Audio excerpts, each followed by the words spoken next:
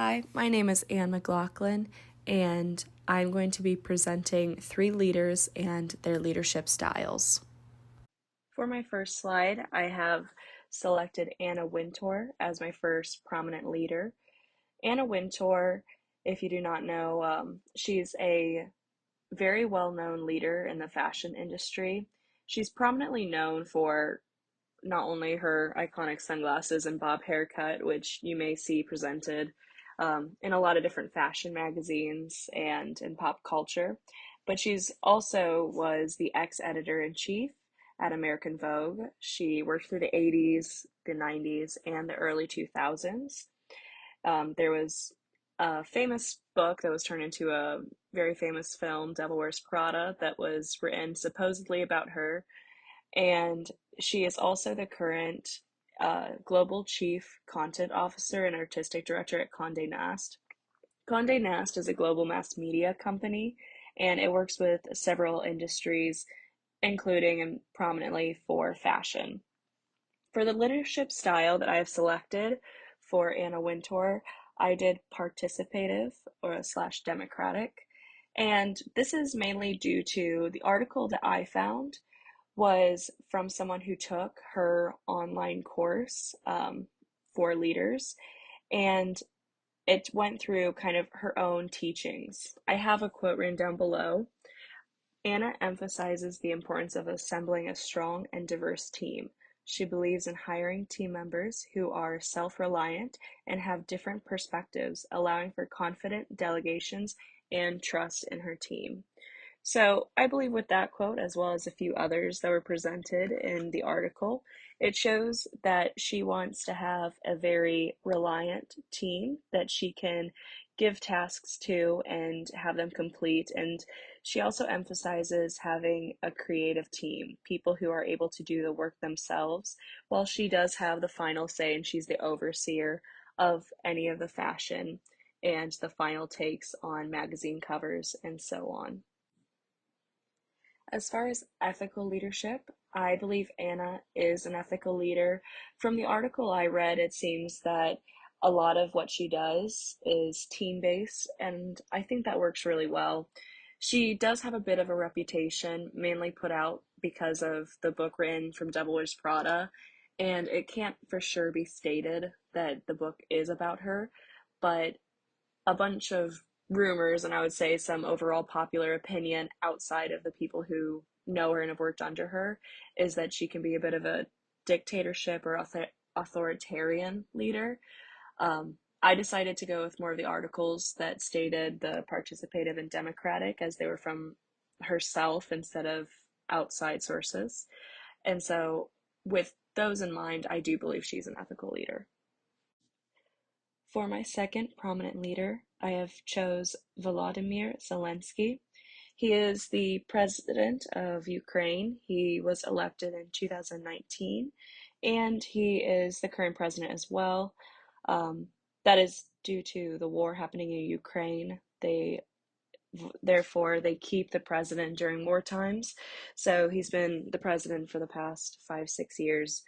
And so for Vladimir Zelensky, for his leadership style, I have gone with charismatic.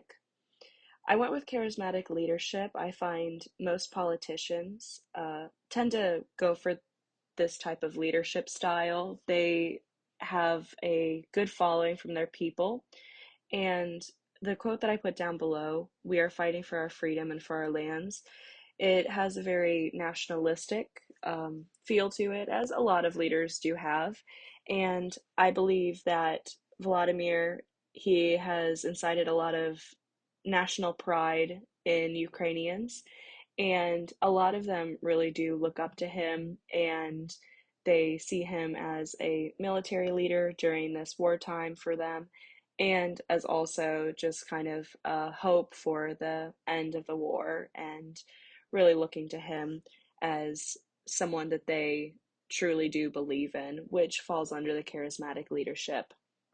As far as ethicalness, I believe that Vladimir is an ethical leader. I think this is the case because he has shown a positive and he hasn't taken this charismatic leadership, which sometimes, as mentioned in the book, it could be taken into more of a cult setting where they have this power over the people who fully trust them, and they can kind of turn it into a bad thing.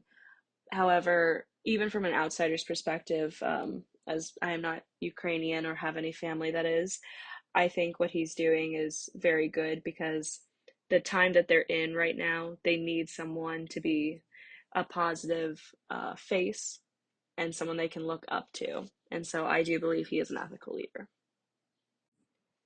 For my third and final leader, I have chose Meryl Tengsdale. Meryl Tengsdale is a pilot for the Air Force. She also was recruited into the Navy early on before she transferred into the Air Force. She's worked as the Chief of Flight Safety for the 9th Reconnaissance Wing, Director of Operations for the 9th Psychological Support Squadron, and Commander of Warner Robins Air Logistics Center. So, with all of these leadership roles, she's been a military leader, but for the leadership that I'm talking of, I had the pleasure of meeting her 2 years ago, and I saw her again this past year.